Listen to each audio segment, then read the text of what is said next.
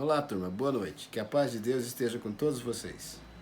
Esse segundo vídeo agora refere-se à atividade avaliativa da disciplina de operações imobiliárias. Nessa atividade são 10 questões, também questão de fácil entendimento e fácil resposta, mas mesmo assim eu vou comentar uma por uma. Pergunta número 1. No seu entendimento, de acordo com o conteúdo estudado, defina a corretagem de imóveis. Nessa pergunta aí, vocês vão responder o seguinte, que o corretor, ora ele representa o vendedor, ora ele representa o comprador. Então, ele é o intermediador da negociação. É só isso aí. Também eu acho que tem na apostila lá de maneira bem sucinta. Próxima pergunta. Dê uma olhada no texto e relacione abaixo quais as exigências legais para a inscrição nos Conselhos Regionais de Corretores de Imóveis. A resposta dessa pergunta, vocês vão frisar o artigo da Lei 6.530, tá? Então coloca lá, Lei 6.530 de 78, artigo tal, que define a exigência para a atividade, para a profissão de corretor de imóveis. Próxima pergunta. O Dia Nacional do Corretor de Imóveis é comemorado no dia 27 de agosto. Você sabe por quê? Essa é uma resposta assim bem facinha. É o dia que foi promulgada a primeira lei de corretagem no Brasil. É só mencionar o número da lei e a data ali já tá constando na pergunta. Próxima pergunta. Quem exerce a profissão de corretor de imóveis sem estar inscrito no CRES, pratica que tipo de ato ilícito? Essa pergunta aqui, vocês mencionam que ele pratica contravenção penal, porque ele está fazendo exercício ilegal da profissão, e menciona a lei das contravenções penais. Só isso também. Próxima pergunta. Normalmente, numa operação de compra e venda, quem paga a remuneração do corretor de imóveis? Quem paga, principalmente aqui essa pergunta, ela está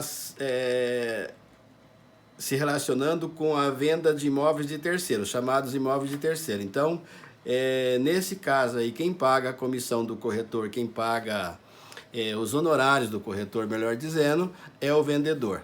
Próxima pergunta. Na administração de aluguéis, o corretor de imóveis ou empresa imobiliária recebe que tipo de remuneração? Nesse caso aqui,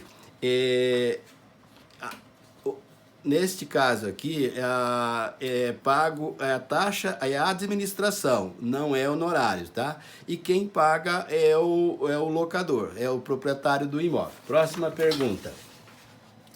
Qual o órgão ou entidade responsável pela elaboração da tabela de honorários do corretor de imóveis?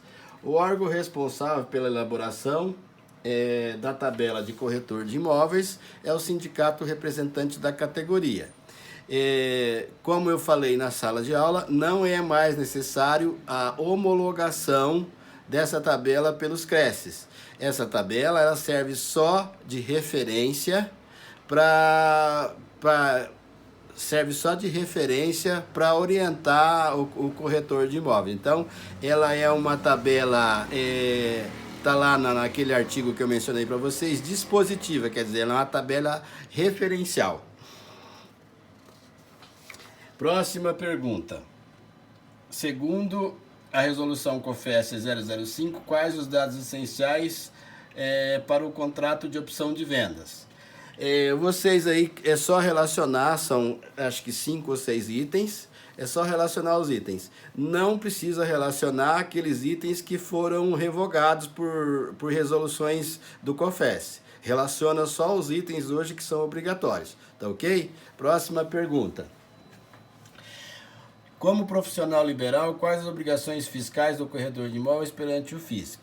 Na verdade, essa pergunta aí não é perante o fisco, é perante todos os órgãos que o corretor tem que cumprir obrigação fiscal. Seria a Prefeitura Municipal, a Receita Federal, no caso da declaração de imposto de renda, e as contribuição previdenciária. Também é só essa resposta aí. Espero que eu tenha contribuído com vocês para dar uma uma orientação melhor. Aí é só concluir o trabalho e na volta das aulas, eu não sei quando volta, para vocês me entregar. Obrigado, boa noite, fica todos com Deus. Bons estudos.